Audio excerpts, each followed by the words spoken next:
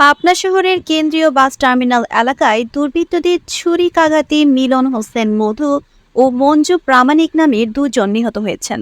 বুধবার সকালে শহরের বাস টার্মিনালের হালিম হোটেলের সামনে এই ঘটনা ঘটে।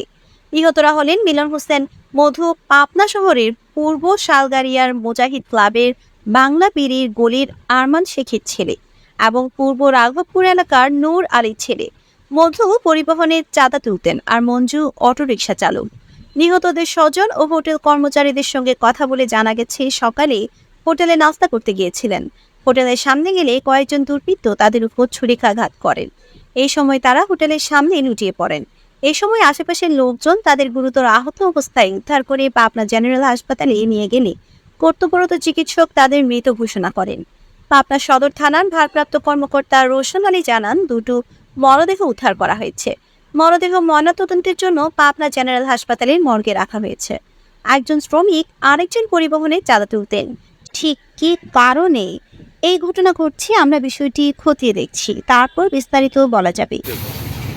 এদিকে পাবনার অতিরিক্ত পুলিশ সুপার অর্থ ও প্রশাসনের মাসুদ আলম জানান, আমরা যতটুকু জেনেছি, আপনারা জানেন যে এটা পাবনা সদর থানাধীন টার্মিনালের একেবারে খুবই ব্যস্ততম এলাকায় এই ঘটনাটা ঘটেছে এবং যে দুইজন মারা গেছে তাদের একজন হচ্ছে নাম মঞ্জু আর একজন হচ্ছে মধু। এই দুইজনই পরিবহন শ্রমিক বলে আমরা জেনেছি প্রাথমিকভাবে।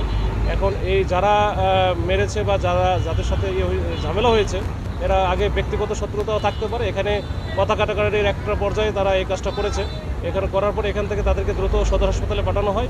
সদর হাসপাতালে যাওয়ার পরে তারা মারা যায়। তো আমরা এই বিষয়টা নিয়ে তদন্ত করছি, ইনকোয়ারি করছি এবং এরা কারা কারা এবং যারা মেরেছে তাদের সম্পর্কে আমরা প্রাথমিক একটা ধারণা পেয়েছি এবং এটা আমাদের কাজ চলছে। আমরা খুব অচিরেই আমাদের এখানে মাননীয় পুলিশ সুপার নতুন জয়েন করেছেন, উনি আমাদের দিক নির্দেশনা দিচ্ছেন এবং দ্রুত আমরা ধরে ফেলবো এবং আইনের আওতায় তাদেরকে নিয়ে আসবো। Desk news, Pabna post.